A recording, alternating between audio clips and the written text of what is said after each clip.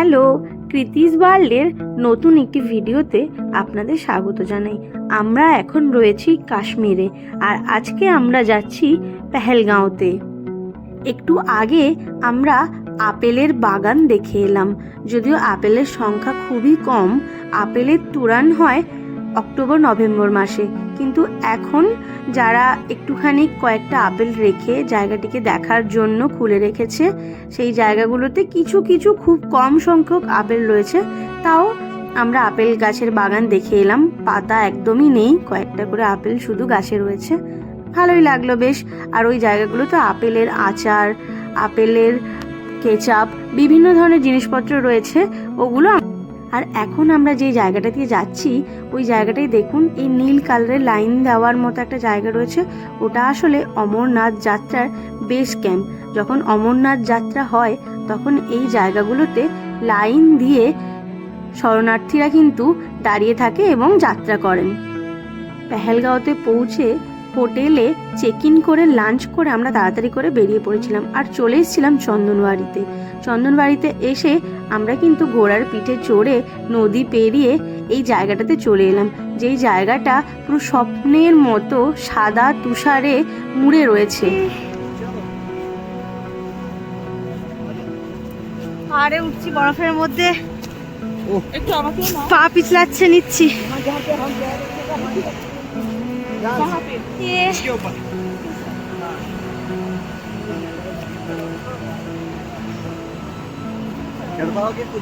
नहीं, खुद से थोड़ा थोड़ा ट्राई तो कर रहे हैं।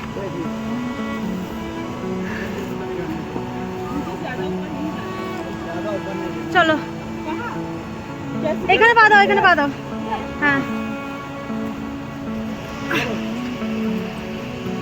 চলো।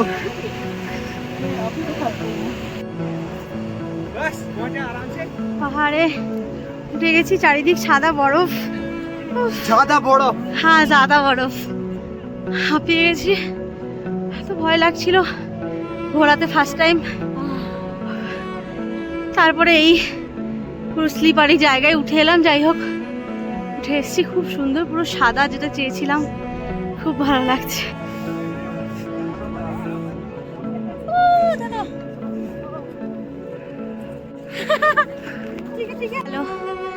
এখন আমরা আছি চন্দনবাড়িতে। এখানে পুরো সাদা বরফে ঢাকা। মেবি কালকে স্নোফল হয়েছে, ফ্রেশ স্নো রয়েছে। এই যে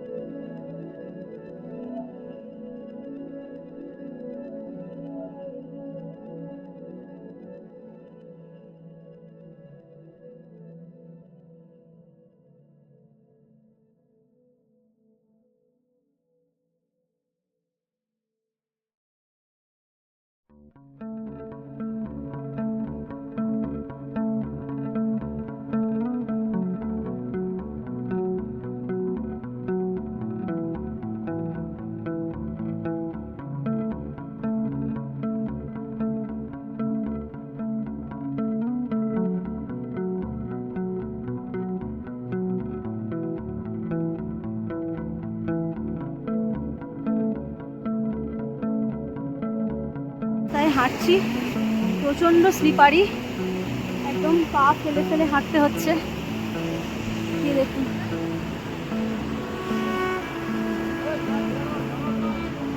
এই যে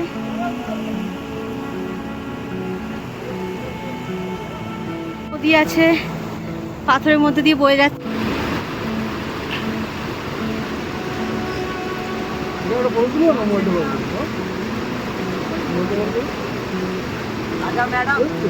যা যা, আমি ভিডিও করে দিচ্ছি না।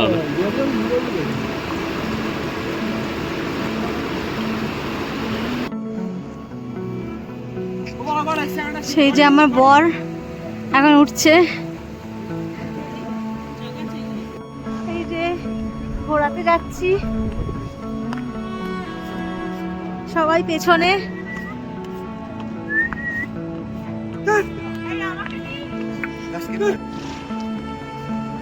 আমাদের সবাই পেছনে আসছে। এই যে ঘোড়ায় চেপে যাচ্ছি।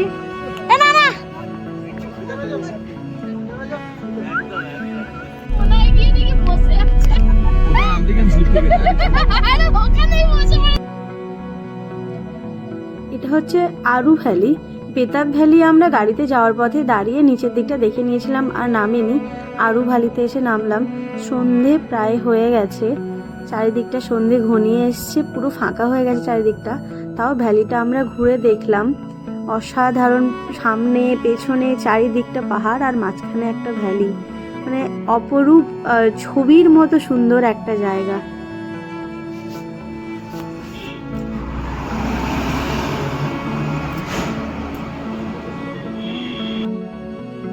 আর এইটা ছিল পেহেলগাঁওতে আমাদের কাঠের একটা কটেজ। কটেজের জানালার বাইরে এরম সুন্দর একটা পাহাড়ের ভিউ। সকাল সকাল সানরাইজ হয়ে গেছে, জানালার বাইরে এক অপরূপ সৌন্দর্য, প্রাকৃতিক দৃশ্য, তাই না? খুব সুন্দর ছোট্টখাট্টো কোজি কোজি একটা কটেজ, বিছানা রয়েছে, সোফা রয়েছে, বড় বড় কাচের জানালা, খুব সুন্দর। আর এই জায়গাটা, যেখানে আই লাভ পেহেলগাঁও বলে একটা জায়গা রয়েছে, সবাই ফটোশ্যুট করে, এই জায়গাটাতে এখন আমরা এসে দাঁড়িয়েছি।